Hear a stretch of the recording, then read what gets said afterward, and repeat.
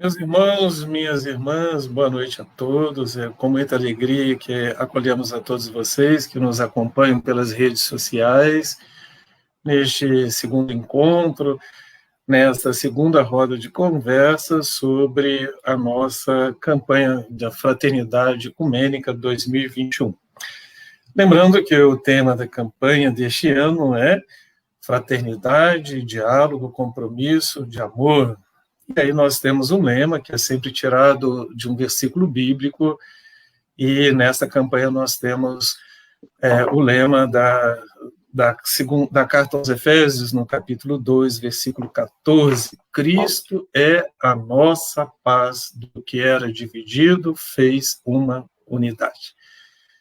Hoje nós vamos refletir, então, seguindo sempre o método ver, julgar e agir, que é o método usual da campanha da fraternidade.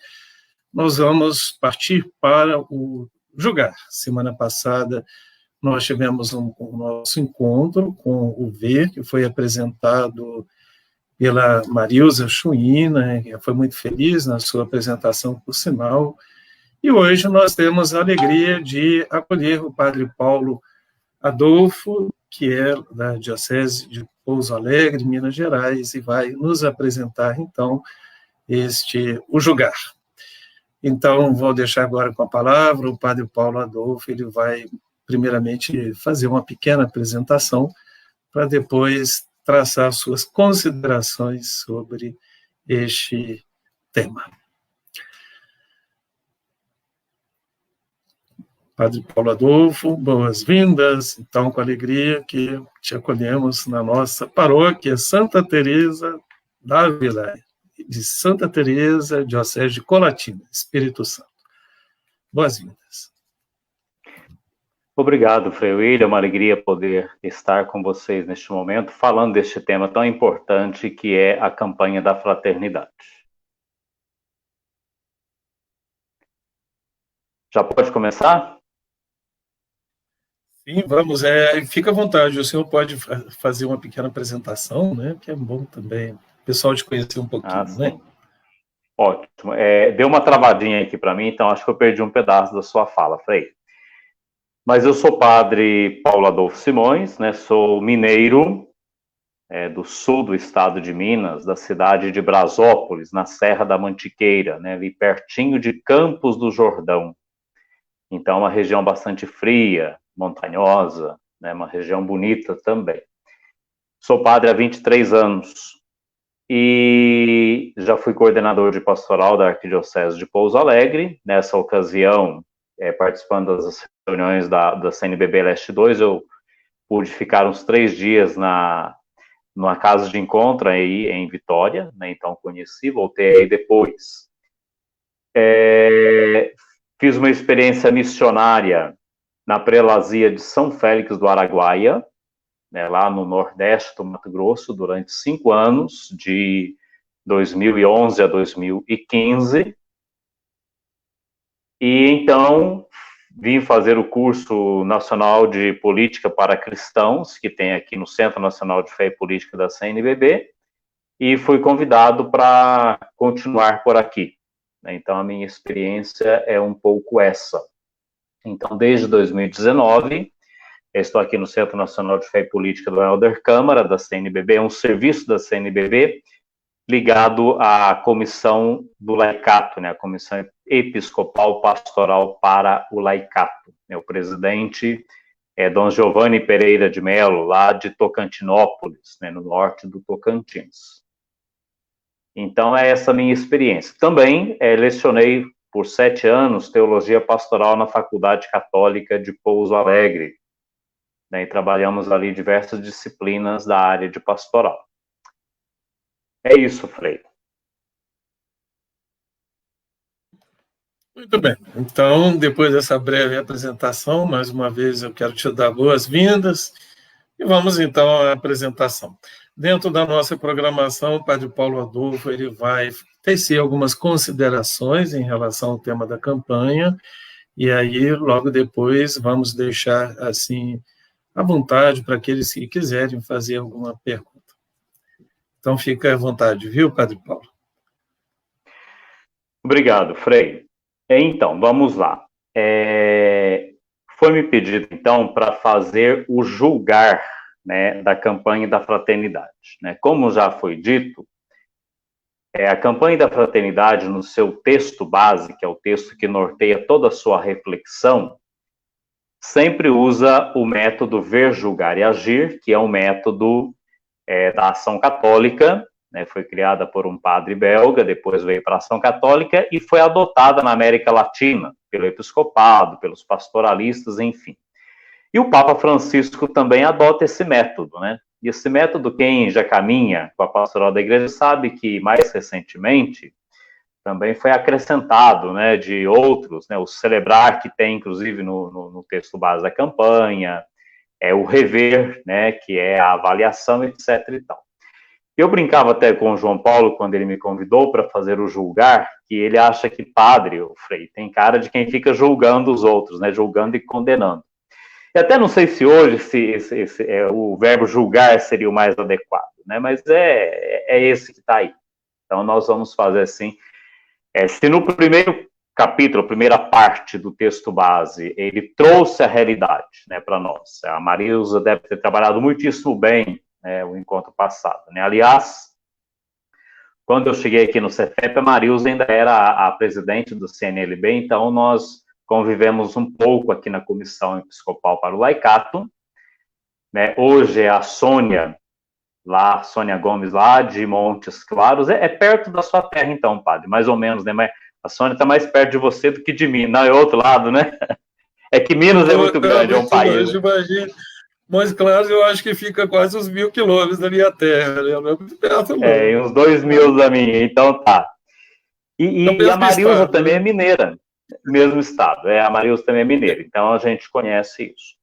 E hoje a gente vai tentar um pouquinho olhar para essa realidade que a gente tem aí, né, e procurar refletir, né, um pouquinho mais.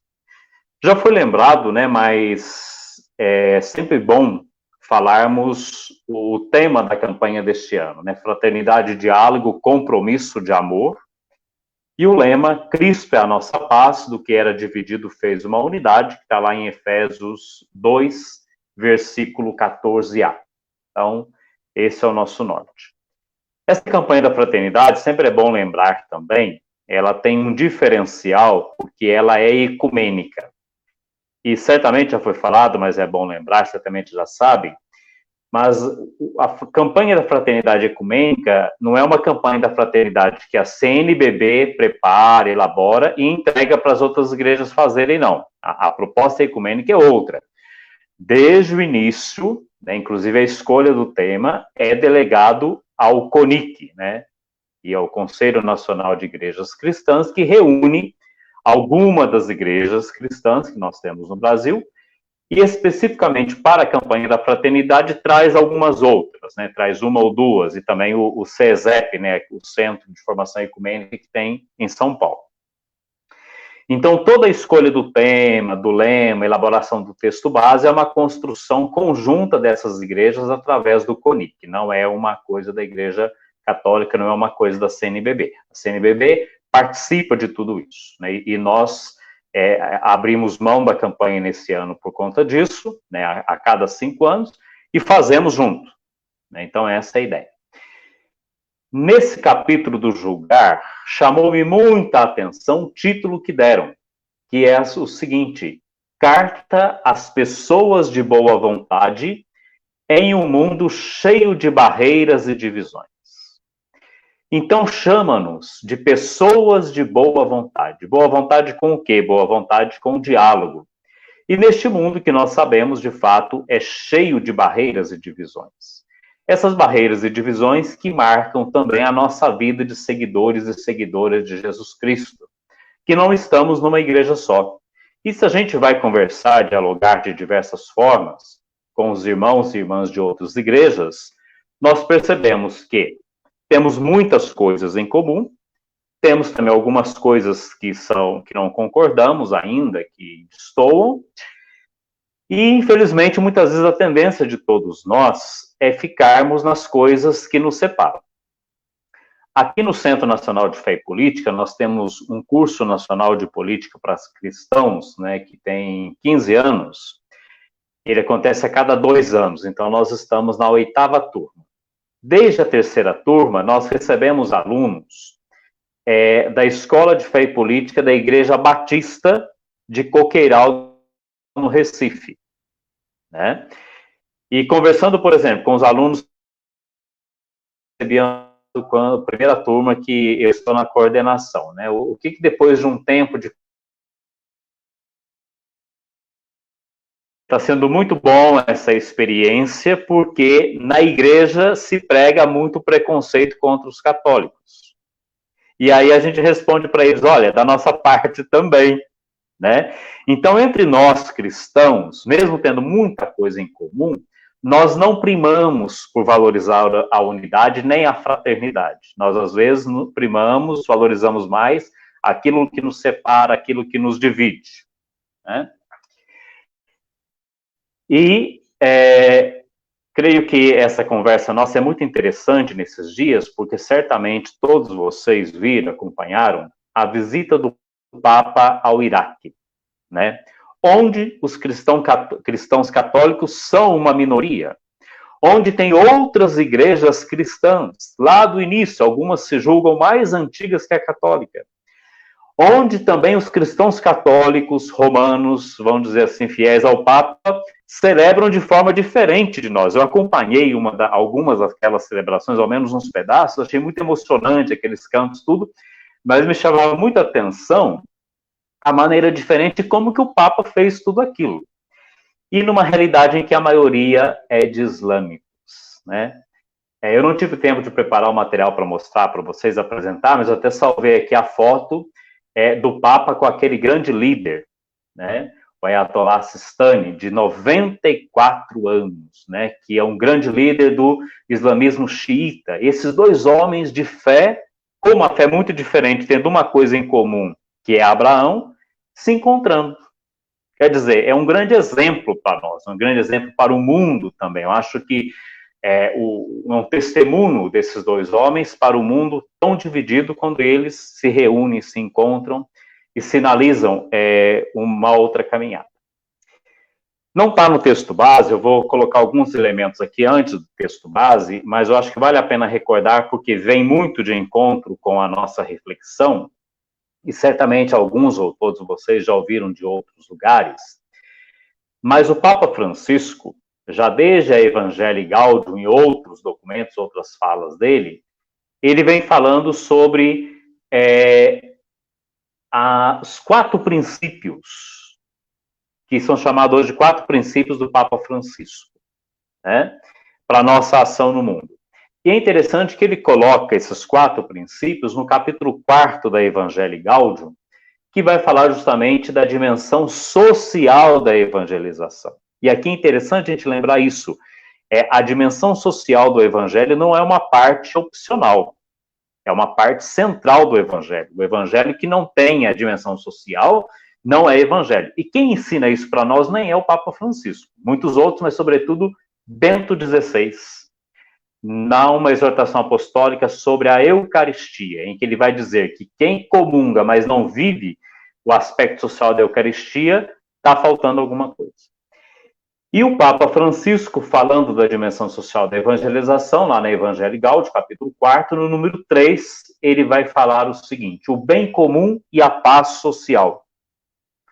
E lá ele vai dizer o seguinte: as reivindicações sociais que têm a ver com a distribuição de rendas, a inclusão dos pobres e os direitos humanos não podem ser sufocados com o pretexto de criar um consenso de escritório. O que é um consenso de escritório, né? É um acordo de lideranças que não leva em conta o povo. E depois a gente vai falar disso daqui a pouquinho. O texto base da campanha recorda a Pax Romana, que era mais que um consenso de escritório, porque ela era mantida com as armas, mas não deixa de ser isso. É uma paz que não leva em conta a população que está ali envolvida no dia a dia. E alguém pode estar perguntando, mas escuta, né? O povo não é só o detalhe, né? O povo tem que ser levado em conta, porque às vezes as nossas experiências sociais, políticas, até eclesiais, o povo acaba sendo só um detalhe. Mas quais são os 4 princípios do Papa Francisco? O primeiro, o tempo é superior ao espaço. Isso tem marcado o pontificado dele. Resumindo, né, uma frase que resume, tenta resumir, né, essa ideia é o seguinte: dar prioridade ao tempo é preocupar-se mais em começar processos do que ocupar espaços. Quando a gente pensa em diálogo, por exemplo, mais do que querer já estabelecer um diálogo com um grupo, com alguém, e às vezes eu penso dentro da nossa casa, marido e mulher, pais e filhos, é criar possibilidades para que no futuro, pelo menos, esse diálogo aconteça. Então, o tempo é superior ao espaço. Não vamos querer resolver todas as coisas agora. Vamos criar elementos para que no futuro elas aconteçam, né? É a ideia da paciência, da esperança. Segundo o princípio do Papa Francisco, a unidade prevalece sobre o conflito. Esse princípio é fundamental para entendermos essa campanha da fraternidade, esse momento, né? Porque o conflito, ele não deve ser ignorado, e muito menos dissimulado. Ignorar o conflito ou dissimular é a grande tentação que nós temos nos diversos ambientes onde nós vivemos, e sobretudo entre nós cristãos. Fingir que não tem conflito, não tocar no assunto, não mexer. Mas pelo contrário, né? O conflito, ele deve ser aceito. E deve ser feito um caminho para tentar resolver. Não precisa resolver hoje, né? Vamos deixar o tempo cuidar, vamos deixar Deus mudar o meu coração, o coração do outro, a minha mente, vamos aprendendo, vamos caminhando juntos como os discípulos de Emaús, né? Caminhando juntos como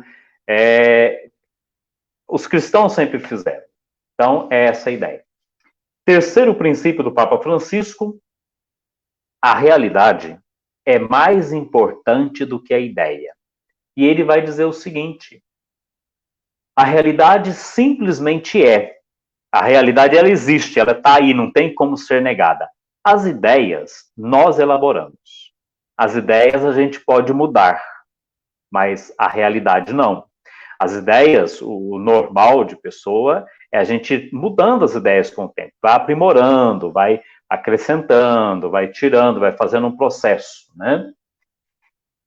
E a realidade, quando ela é negada, né, mais cedo ou mais tarde, ela invade o espaço da ideia. Ela bate na porta, né? Vamos pegar o exemplo que nós estamos vivendo com a pandemia, né? Não só o Brasil, mas diversos outros países. Quem negou tudo isso, quem negou os alertas da ciência, ou quem, talvez até com boa vontade, mas fez uma leitura errada da realidade, dos dados científicos, hoje está pagando um preço, né?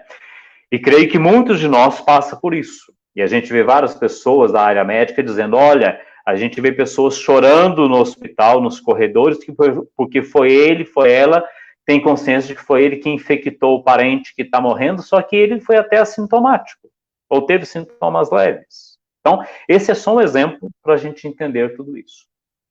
O quarto princípio que o Papa Francisco traz é que o todo é superior à parte, né? Que o todo é mais que a soma das partes, porque o todo é enriquecido com a contribuição de cada um. O todo não é uma mera soma de partes, né?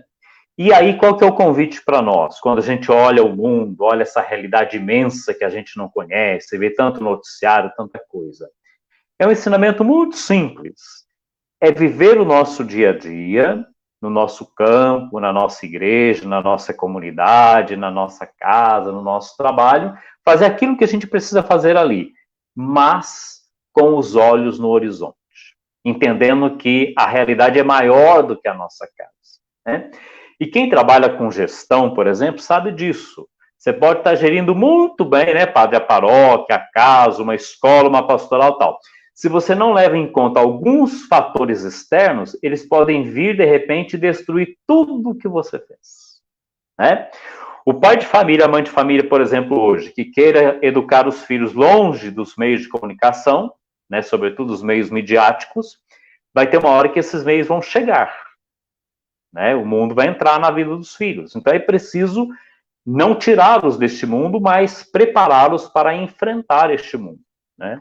Eu ainda sou do tempo que a gente falava isso só da televisão, né? Agora a gente tem muito mais meios que não tem mais controle. Porque a TV, por exemplo, outros meios tinham controle. Agora não, né? Cada um de nós pensa uma coisa certa ou não, boa ou não, posta lá na rede social e vai. E todo mundo está vendo, enfim. É outra história. E tudo isso chega até nós também. Então a gente não pode fugir do mundo. Depois o Papa Francisco ainda, na Fratelli Tutti, essa última encíclica dele, que é uma encíclica social, né? Ele faz questão de dizer isso, ele vai trazer mais alguns elementos, são muito importantes para a gente entender, né, essa proposta de diálogo. E a Fratelli Tutti, né, ele coloca como subtítulo a fraternidade e a amizade universal. E lá no começo, no início lá, o Papa já vai falar o seguinte, que ele propõe uma nova cultura. Qual que é essa nova cultura?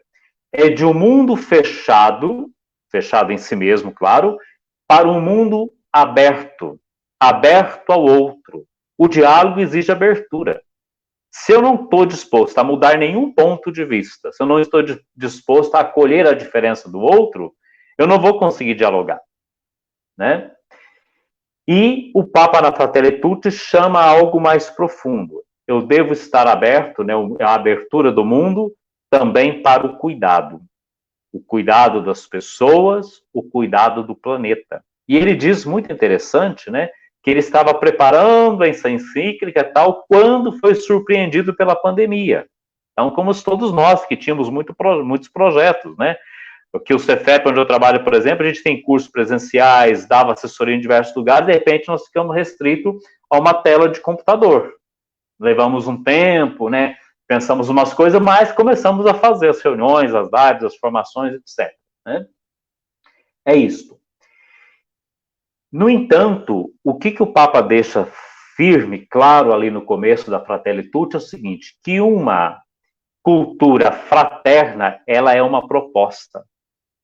Ela não está na nossa, ela não é uma coisa natural em nós, né? Ela não vai vir sem um esforço.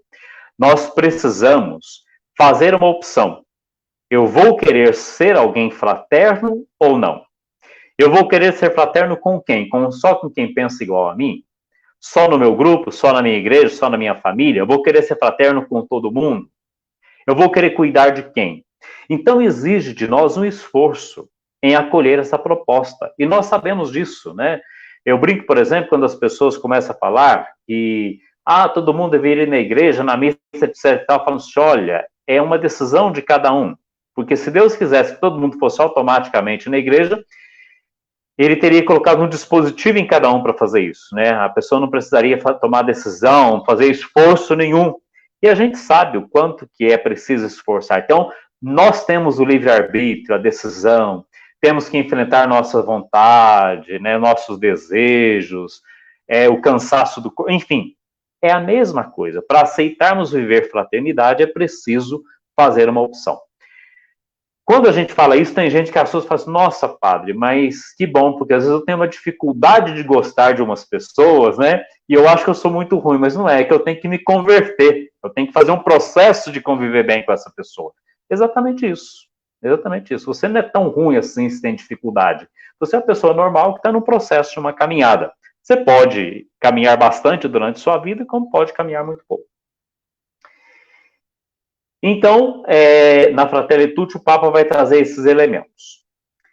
Essa campanha da fraternidade, quando fala de diálogo, no entanto, ela traz um outro elemento muito importante que nós não levamos em conta às vezes, que é o ser ecumênica. E, ao ser ecumênica, a gente precisa entender o seguinte, o Concílio Vaticano II, que aconteceu lá, né, de 1962 a 65, a Igreja Católica, por todos os seus bispos presentes no concílio, né, pelos papas que convocaram e concluíram o concílio, 2 santos, né, reconhecidos pela Igreja, São João XXIII, São Paulo VI, tornaram a Igreja ecumênica, abraçaram a causa do ecumenismo. Então não tem como ser cristão católico sem ser ecumênico. E mais do que isso, o diálogo interreligioso. Que é isso que o Papa Francisco fez agora lá no Iraque, como nós lembramos. E que todos os papas têm feito, desde São Paulo VI. São Paulo VI, São João Paulo II, Bento XVI e Francisco, todos eles participam daquelas orações, né, com os líderes das grandes religiões do mundo. Né? Eles vão lá no lugar, cada um faz a sua reza, vamos dizer assim, né, a sua oração, mas rezam para o mesmo fim, para que o mundo viva bem, tenha paz, e Deus abençoe a todos. Né? E o Concílio Vaticano II tem 2 documentos que falam sobre ecumenismo, que é preciso que nós, cristãos católicos, conheçamos para entender o que é ecumenismo.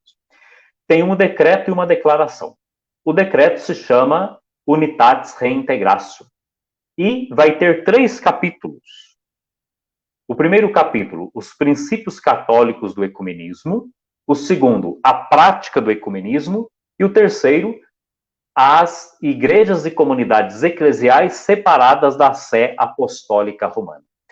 Então, para a gente entender o que é ecumenismo, o concílio ensinou os princípios e a prática do ecumenismo.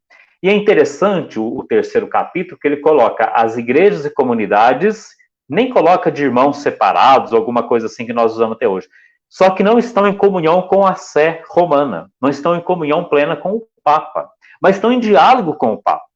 Né? A gente vê sempre o Papa se encontrando.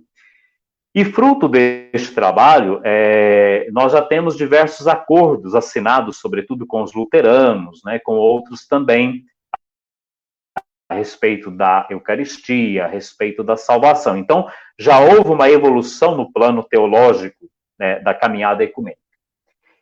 E no número 4 deste documento, deste decreto, Unitatis Reintegratio, vai definir ecumenismo da seguinte forma. Isso é muito importante para a gente entender. Por movimento ecumênico se entende as atividades e iniciativas suscitadas e ordenadas em favor das várias necessidades da Igreja e oportunidades dos tempos, no sentido de favorecer a unidade dos cristãos. Ou seja, todas as iniciativas tomadas eclesialmente no sentido de favorecer a unidade dos cristãos é ecumenismo e é bem-vindo. E a declaração sobre o diálogo interreligioso, né, com as outras religiões que não são cristãs, com o islamismo, com o judaísmo e outros, tem o nome de Nostra Aetate, né, e vai ser um texto mais resumido. E São João Paulo II, depois, publica também uma encíclica, né, a única encíclica de um Papa que nós temos sobre ecumenismo, de São João Paulo II. Se chama Uti Uno Sintum, e que vai chamar o seguinte: o caminho do ecumenismo assumido pelo concílio é irreversível. E lá o Papa João Paulo II também coloca em 3 capítulos. Primeiro, o empenho ecumênico da Igreja Católica, os frutos desse diálogo e quanta estrada ainda nos separa do abençoado dia da plena comunhão entre os cristãos. Então ele sinaliza aí. Então, nós vemos que essa nossa caminhada ecumênica, ela está bem fundamentada, bem balizada na doutrina da Igreja. Então, para o nosso julgar a caminhada ecumênica, nós já temos elementos, assim, muito fortes que a gente precisa conhecer melhor. Entrando no texto base, né, eu vou falar mais de meia hora, viu, padre? Não tem problema não, né? Mais uns 10 minutinhos? Tá. É interessante, o texto base ele é provocativo, ele parte de vários textos bíblicos e coloca alguns títulos-chave. Eu pensei algumas ideias do texto, e certamente é bom que vocês leiam depois do texto base e aprofundem também. Né? Mas lá na parte do julgar, ele começa falando aquilo que eu já disse a respeito da Pax Romana. Né? Então ele mostra aqui o lema desta campanha: do que era dividido fez unidade. Né? Então, São Paulo escrevendo aos Efésios, ele lembra lá da parede do templo que separava os judeus dos gentios, e São Paulo imagina que a morte de Jesus a morte e a ressurreição tenha derrubado aquela parede do templo. Então, agora não há mais diferença entre judeus e gentios, escravos ou livres, homem e mulher, etc. e tal. E então o texto nos lembra que essa paz que Jesus traz com a queda do muro da divisão é uma paz muito diferente da Pax Romana, que que era uma pax armada, em que era proibido se opor ao Império Romano, né? Era uma paz com a bota dos soldados, né? Com os soldados romanos ali ocupando todo o Império, mas sobretudo aqui está falando da Palestina, a terra de Jesus naquele tempo, né? Lembremos que Jesus, quando nasceu, viveu e morreu, ele vivia num país que era colônia do Império Romano. Então ele estava no Império Romano.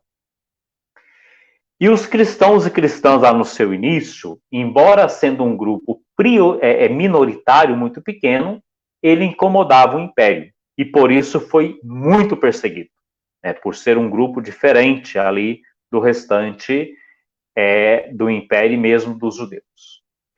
Segundo ponto importante, que está lá no julgar, o texto base, é que esta carta aos Efésios é uma carta que conduz à unidade. Então, valeria a pena também nós fazermos um exercício quaresmal, ou mesmo depois da quaresma, de pegarmos a nossa Bíblia e fazer uma leitura da carta de São Paulo aos Efésios.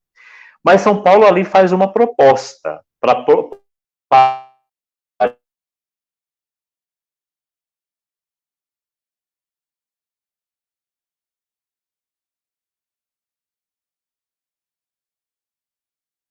na liberdade e na graça de Deus, né? O amor, a benevolência, o perdão, a liberdade e a graça de Deus. Ou seja, para viver a unidade, nós sempre vamos contar com a graça de Deus. Mas nós precisamos exercitar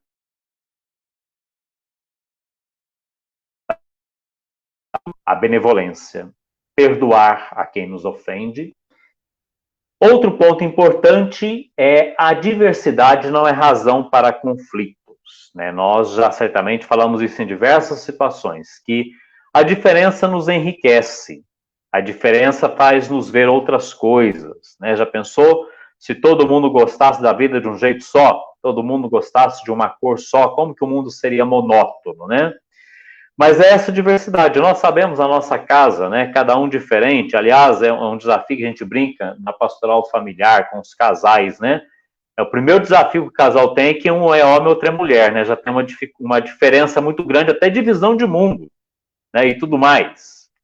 E depois vem os filhos, que por mais que sejam filhos dos dois, já são pessoas que vivem, e hoje isso é muito mais forte do que antes, em épocas diferentes, né? Por isso que nem sempre é fácil o diálogo em família, porque os pais são de uma época, os filhos são de outros, e se tiver filho com 5 anos de diferença, já vão viver em outra época. Então, esse diálogo também é exigente. Mas tudo isso enriquece e fortalece. Depois, quarto ponto. Jesus é a misericórdia encarnada, é a misericórdia de Deus encarnada.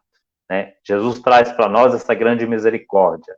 Este Deus misericordioso que vem ao nosso encontro, ao encontro de nossas limitações, ao encontro de nossas fraquezas e, sobretudo, daqueles e daquelas que mais sofrem. E, neste tempo de pandemia, é necessário perguntarmos à nossa igreja, né? E a igreja que eu sou, porque, às vezes, a gente tende a olhar a igreja, a hierarquia, bispo, freira, padre, frei, né? É o CPP da paróquia, a coordenação da pastoral, a igreja matriz, mas não olha para mim, né?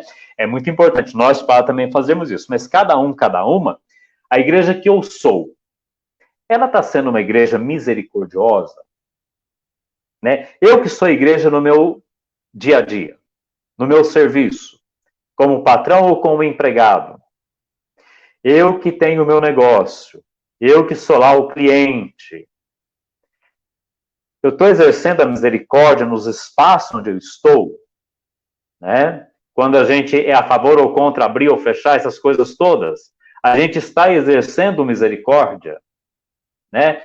As pessoas que nos encontram no dia a dia, a começar daquelas de dentro de casa, aquela que a gente encontra todo dia, né? Por mais que a gente olhe, mas nossa, tá essa pessoa aqui ainda, né? De novo, sempre. Mas ela nos vê como pessoas misericordiosas. Né? Nós somos agradáveis àqueles que conosco convivem ou somos apenas um sinal, uma pedra de tropeço? Né? E aí nós devemos lembrar sempre Jesus é misericórdia. E às vezes, como já dizia Dom Helder Câmara, nós somos o único evangelho que o nosso irmão lê. E aí, se a gente participa da comunidade, e em casa tem gente que não participa, talvez nós sejamos mais ainda o único evangelho que ele lê. Então, se a gente vai à missa, vai no encontro, participa da live, conversa com o padre, mas depois não dá um bom testemunho em casa, não tem misericórdia, e a pessoa olha e fala, mas para que serve tudo isso? É a pergunta real. E também não é fácil ser misericordioso, ser bom, né? Com a minha fala aqui, não quer dizer que seja tranquilo, seja fácil. Exige um esforço, né? E o texto base vai trazer aqui o hino que está lá em Efésios 1, de 1 a 14, é o início da carta de Efésios, que mostra uma grande bênção de Deus, né? E ele traz alguns elementos desta bênção de Deus para mostrar a misericórdia, né? Que o nosso Deus é um Deus que nos escolheu antes da criação do mundo. Então, nós não estamos neste mundo aqui por acaso, né? Ele nos escolheu e nos amou antes da criação do mundo. Deus nos predestinou para sermos adotados como filhos e filhas seus por Jesus Cristo, segundo o beneplácito de sua livre vontade. Então, nós somos queridos por Deus desde o início e somos adotados na condição de filhos e filhas de Deus. Deus nos libertou, perdoando-nos com o seu sangue e derramando sobre nós a sua graça, né? Nós não somos qualquer gente, né? A gente não pode simplesmente dizer, a fraternidade é difícil, o diálogo é complicado, eu tento fazer, mas tenho um coração ruim. Não é nada disso não, né? A graça de Deus está conosco. É preciso fazer um esforço. E aquilo que eu disse, às vezes a gente leva a vida toda para melhorar um pouquinho, né? Mas se não esforçar, não muda nada. E quem esforça e não consegue mudar, às vezes desanima, né? Mas faz tanto esforço, não consigo ser melhor nisso, não consigo. Mas se parar de se esforçar, pode piorar, né? Então a gente precisa pensar também isso. Este Deus que nos libertou, em Cristo tudo conflui, o céu e a terra. Em Cristo fomos escolhidos e nos tornamos herdeiros. E no Espírito Santo temos o penhor da nossa herança e salvação. É o Espírito Santo que nos conduz neste processo, é o Espírito Santo que nos ilumina, é o Espírito Santo que nos ajuda em toda esta proposta. Depois, outro ponto.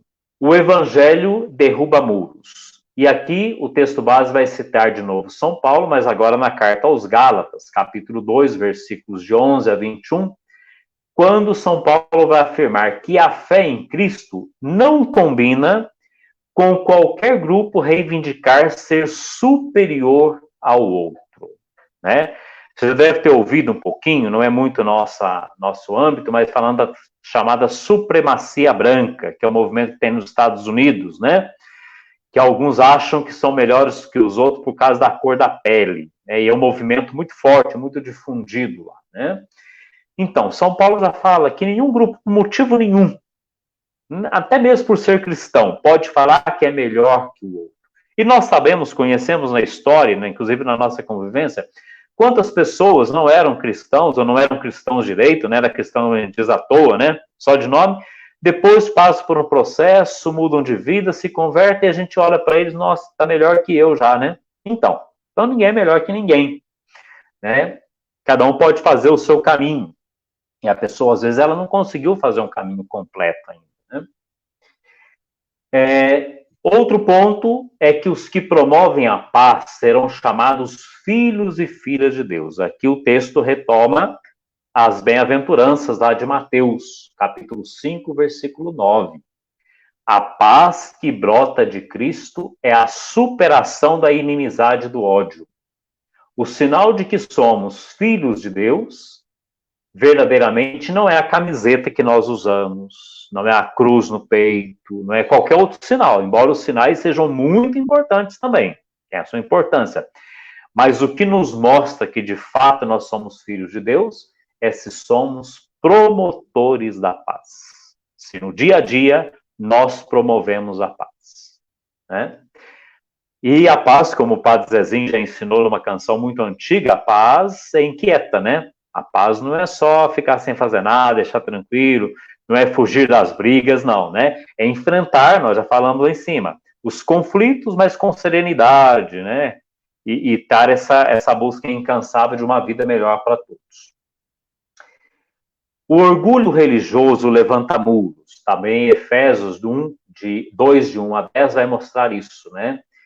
Que o que leva à divisão entre nós cristãos? Qual que é a grande dificuldade? São os radicalismos, né? São os grupos fechados, que nós chamamos de sectários, em que esse grupo, às vezes, até tem uma verdade que está no Evangelho, mas ele acha que é só aquela verdade que vale, a do outro não vale. Ou a verdade dita só do seu jeito que vale. E pior é quando esse grupo tenta impor esta verdade sobre o outro, né? Isto é muito sério, é isso que vai gerar divisão.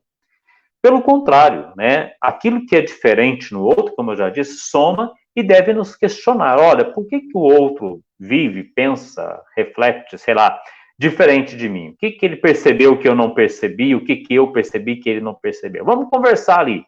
Vamos ver também o que de repente parece que é muito diferente, mas é quase a mesma coisa, só dita de forma diferente, né? Eu lembro que um dos tratados que o ecumenismo favoreceu sobre a Eucaristia, a conclusão que chegaram é que os teólogos naquele tempo diziam a mesma coisa com termos filosóficos que tinham compreensão diferente em cada região do mundo. Então foi uma confusão de termos. E às vezes, né, quantos problemas que nós temos em casa com amigos, depois a gente vai rever e ver que é isso, né? Ali um foi mal compreendido, o outro não teve vontade. Então fazer esse processo de ouvir o outro. O último ponto que o texto base traz muito importante é que o Espírito Santo é que gera a unidade. Em Cristo, recebemos a abundância de bênçãos, né? Nós já falamos sobre isso. E isso nos torna herdeiros e herdeiras do mistério de ser um só povo na sua diversidade. As comunidades cristãs são chamadas a terem esses espaços que apontam para a utopia, onde é possível sonhar com a unidade na diversidade, né? Então, o Espírito Santo é que faz essa unidade. E o ideal é que a nossa comunidade cristã seja esse espaço em que acolhe a todos, com as diversas formas de acreditar, de celebrar, de vivenciar, né?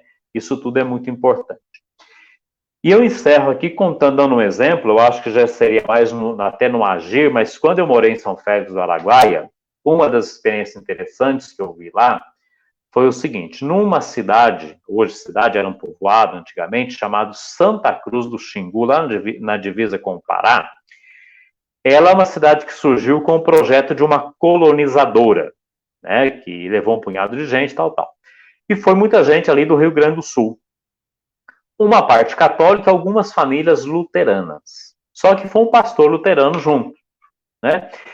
E quando foram organizando a comunidade, chegaram num acordo que era mais econômico para eles usar a mesma igreja. Então, pegaram um terreno em comum, né, alguém doou, construíram o mesmo templo, e aí a proposta era o seguinte: num final de semana, era culto de manhã e missa à noite, quando tinha, porque normalmente não tinha padre, a maioria eram os leigos mesmo que faziam a celebração da palavra, e na outra semana era missa de manhã e culto à noite.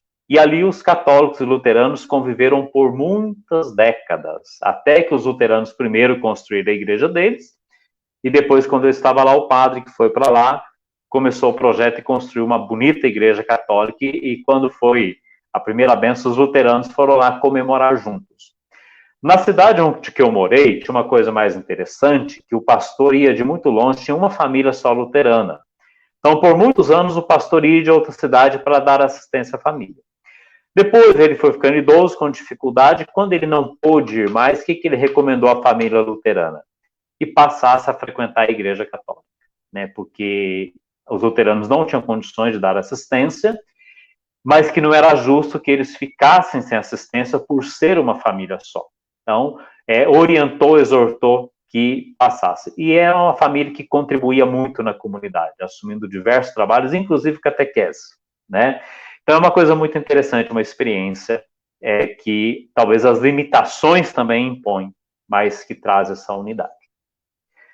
Então, Frei, é isso mais ou menos. Agora eu me disponho se alguém tiver alguma pergunta, alguma observação, algum comentário. Muito bem, Padre Paulo, que bom, né? Nós temos aí uma turma que está nos acompanhando pelo Facebook, então que eu também quero agradecer essa turma, esse povo aí interessado, né, em escutar, acompanhar o tema da campanha, isso é muito bom, né? Pessoas de boa vontade, pessoas que querem aprofundar este tema, um tema que é tão significativo para todos nós, né? E aí eu gostaria de convidar essa turma também para fazer as perguntas, ficam à vontade, mas enquanto a gente espera um pouco que as pessoas se manifestem, eu gostaria de destacar aqui, você fez a referência à Fratelli Tutti, né, do Papa Francisco, e aí uma coisa que me chama muito a atenção, quando nós pegamos o capítulo 6º da Fratelli Tutti, que tem o título de Diálogo e Amizade Social. Então, este capítulo 6º, eu tenho a impressão que sintetiza muito bem a proposta da campanha Casa Direitinho, né? Aliás, toda essa carta encíclica do Papa, né? Mas aí é importante, eu gostaria de destacar esse capítulo 6º, porque ele usa aí algumas palavras-chave que são muito importantes para nós, né? Por exemplo, ele fala de construir pontes, né, de criar pontes. Ele usa a palavra amorosidade, que, aliás, são palavras que nós temos na nossa oração da campanha da fraternidade, né, enfatizando muito o diálogo, né. E aí, partindo da sua reflexão, o Papa ele comenta essa questão da concupiscência, né, que é essa tendência que nós, seres humanos, temos, assim, de termos mesmo um olhar mais egoísta, vamos dizer assim. Então, é preciso sempre fazer esse esforço, né, como você colocou muito bem, confiar na graça de Deus, né, estarmos sempre nessa busca também da conversão, né, lembrando desse tempo da Quaresma como esse tempo muito importante nesse sentido para todos nós. Então, é o que a gente percebe hoje, assim, o diálogo é um desafio, de fato, tão grande, né, em todas as instâncias, seja dentro de casa, nas famílias, nas relações de trabalho, nas relações aí fora, nas amizades, seja na política, né, há uma polaridade tão grande, mas que nós, então, sejamos capazes de sermos esses construtores de ponte, né? Ou seja, que sejamos esses portadores da paz, né? Eu acho que é muito importante nós destacarmos isso. Mas eu gostaria de deixar também para que as pessoas colocassem aí se manifestassem, né? E aí uma coisa que me chamou muita atenção é aquilo que a Lucinéia Mille coloca em relação ao diálogo, que ela diz assim: o diálogo começa a partir do momento em que você respeita o tempo de cada um, o momento de falar, bem como o tempo de ouvir. Então, eu achei assim, muito interessante, né, a forma como ela colocou, também assim, sintetiza muito bem o que significa buscar o diálogo.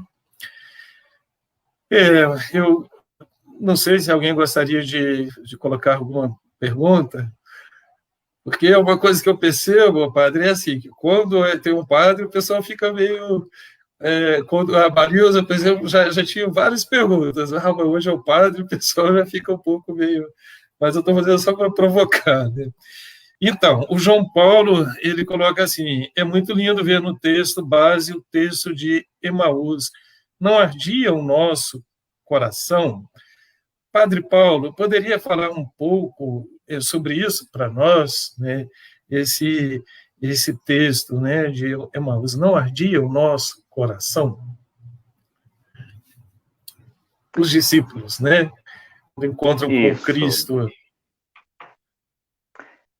Eu penso assim, que esse texto é provocativo para nós, porque os discípulos de Emaús estavam naquela situação de decepção com tudo, né? O Cristo que eles haviam seguido, que eles haviam acompanhado, que eles tinham visto fazer os milagres, ensinar tão belamente, agora tinha sido vencido.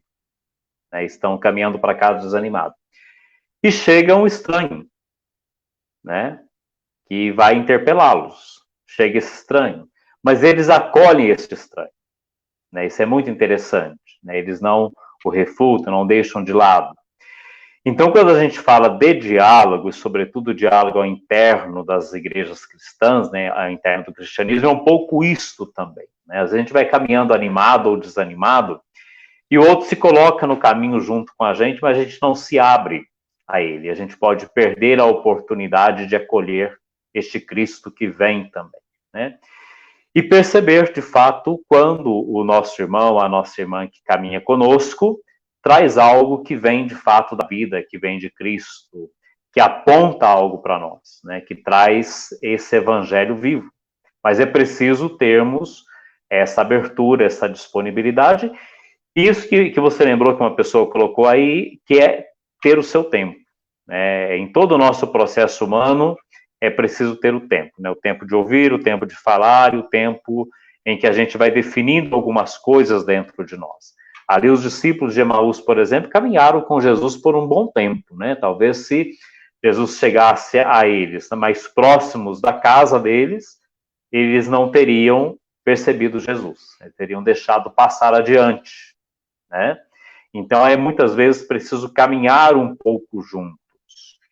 E esse caminhar juntos, até pelo exemplo que eu dei, que eu vi lá em São Félix do Araguaia, diante das situações de limite, de dificuldade, de sofrimento, isso facilita também superarmos as diferenças. Né? Nós temos muitos exemplos nessa linha. Mas é muito interessante e é preciso que nós, cada vez mais, nos abramos àquilo que o nosso irmão, que é diferente de nós, que pensa diferente, traz e significa para nós. É preciso acolher esse Cristo que vem no desconhecido. Isso é fundamental para nós. E aí eu gostaria também de lembrar, né, de uma outra passagem, né, que é daquela parábola do bom samaritano. Né? Quer dizer, quando a gente pensa no diálogo, o que importa é da gente fazer esse exercício de buscar ser próximo, tornar-se próximo. Né? O próximo é aquele do qual eu me aproximo, porque muitas vezes nós estamos tão perto de alguém e ao mesmo tempo distantes, né? Porque não há diálogo. Né? Então, esse exercício, esse movimento, né? De fazer-se próximo, ser solidário também, a dor, angústias, né? Não ser solidário apenas nos momentos de alegrias, mas também nos momentos de angústia, de tristeza, sobretudo. Né? Então, é de viver essa dinâmica, né? De colocar-se próximo do outro. Mas eu gostaria de colocar aqui também, a Lucinéia acabou de escrever aqui, Lucinéia Mille, participar da igreja, sem dúvida, é muito importante, mas praticar o que é falado, às vezes, é muito difícil quando falta humildade de reconhecer que erramos. É mais importante pedir perdão. É isso mesmo, né? Verdade. Muito bem, não sei se você gostaria de comentar mais alguma coisa com relação a isso, Padre Paulo. Eu gostaria de deixar como mensagem final em tudo isso, Frei, que essa campanha da fraternidade ela é de uma grande importância, sobretudo neste momento que você já se referiu, de muita polarização, né? Polarização no campo da política, polarização no campo eclesial e uma polarização da sociedade em geral, né? E essa polarização, ela é muito potencializada por todos os mídias que a gente tem hoje, que facilita também a comunicação. Né? Então, em outros tempos, não tinha tudo isso. Mas isso não deve colocar medo em nós, né? Porque a sociedade e a igreja sempre viveu polarizações. Né? Quando eu falava da visita do Papa ao Iraque, é que lá tem outras igrejas católicas que são mais antigas que a nossa, né? São católicas, mas não são do rito romano, não são fiéis a Roma, enfim. Quer dizer, lá no início também já houve divisões, né? E são muitas. E depois eles procuram viver, buscam um diálogo, tudo, mas não é tão simples assim. Então a gente não precisa ter medo das diferenças, ter medo dos conflitos, ter medo das polarizações, né? Nós devemos buscar um caminho e evitar sermos causa de polarização, né?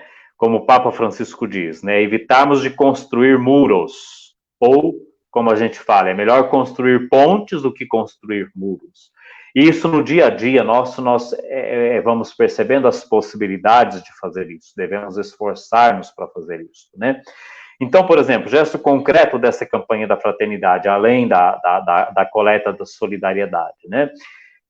É tentarmos manter um diálogo com alguém que a gente conhece, que é de outra igreja, que tem outra fé, né? E sobretudo quando é da nossa família, da nossa convivência, porque às vezes a gente não tem um diálogo, né? Ou a gente convive no mesmo espaço, mas não toca naqueles assuntos. Então, a gente fazer um esforço também de compreender o outro, né? Outra coisa importante que nós podemos fazer, claro, por esse diálogo, e vai em todas as linhas, é procurarmos conhecer melhor tudo isso e na nossa vida de oração. É fundamental que nós também mudemos o nosso coração. Deixemos Deus agir e busquemos a conversão em tudo isso, né? Mas é não fugir dessa campanha da fraternidade, fazer dessa campanha uma campanha profunda, verdadeira, bem vivida, e como você também falou da Fratelli Tutti, né, eu acho que é um texto complementar, auxiliar necessário, né? Eu acho que a gente poderia fazer um esforço. Aí, quando fala que é encíclica do Papa, se o pessoal tem medo de fazer pergunta para o padre, ler coisas do Papa tem mais medo ainda. Acho que é difícil, uma linguagem compreensível. E você leu, sabe disso, que é uma linguagem facílima, né? Tranquilo, ele escreve muito bem. Então, vale a pena ler, né? Eu acho que está mais ou menos na compreensão da gente. Então, é fazer um esforço de tudo isso. E que nós possamos viver, de fato, a unidade entre nós. Não termos medo um do outro, não termos medo do diferente. Você está falando do Papa Francisco, a Lucimara Custer de Souza, ela colocou assim: nesse tempo, vivendo essa campanha de fraternidade, nosso maior exemplo de diálogo foi essa visita do Papa Francisco ao Iraque. Não é verdade, né? Ele deu um bonito testemunho assim para todos nós. Eu acompanhei algumas coisas assim pelas redes sociais, né? Pela Vatican News, e de fato foram momentos assim muito fortes, né? Muito bonitos. Mas aí eu gostaria também de destacar aqui a falta de diálogo, infelizmente, é uma das coisas que mais está afastando as famílias, né? Lucinéia Mille coloca.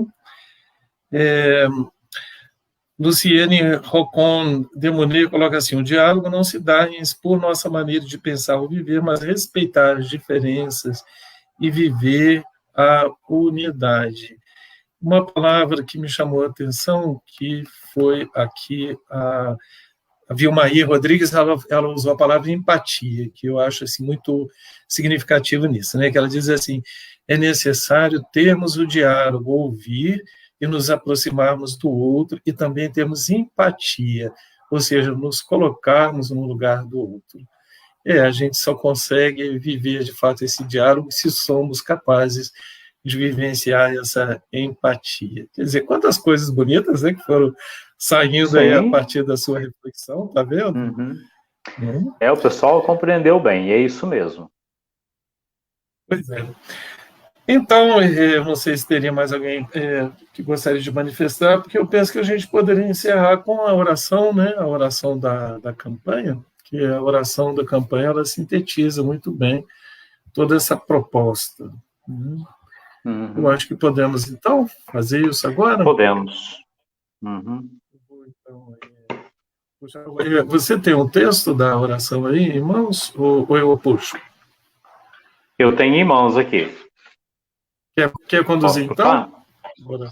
Vou. Pode fazer junto. Tá. Deus da vida, da justiça e do amor. Nós te bendizemos pelo dom da fraternidade e por concederes a graça de vivermos a comunhão na diversidade. Através desta campanha da fraternidade ecumênica, ajuda-nos a testemunhar a beleza do diálogo como compromisso de amor, criando pontes que unem em vez de muros que separam e geram indiferença e ódio. Torna-nos pessoas sensíveis e disponíveis para servir a toda a humanidade, em especial os mais pobres e fragilizados, a fim de que possamos testemunhar o teu amor redentor e partilhar suas dores e angústias, suas alegrias e esperanças, caminhando pelas veredas da amorosidade. Por Jesus Cristo, nossa paz, o Espírito Santo, sopro restaurador da vida. Amém. Então, as pessoas estão se manifestando, a Lucinéia colocou, obrigada pelas palavras que as ponhamos em prática, boa noite, paz e bem. A Eva Lúcia do Nascimento colocou muito lindas as palavras dos dois, que acolhamos e colocamos em prática. Então, muito obrigado, Padre Paulo, obrigado a todos que participaram e que nós possamos, então, continuar empenhados neste propósito de darmos esse bonito testemunho de Jesus, sendo construtores de pontes, né, na busca do diálogo e da amorosidade. Paz e bem a todos. Deus abençoe. Paz e bem. Amém.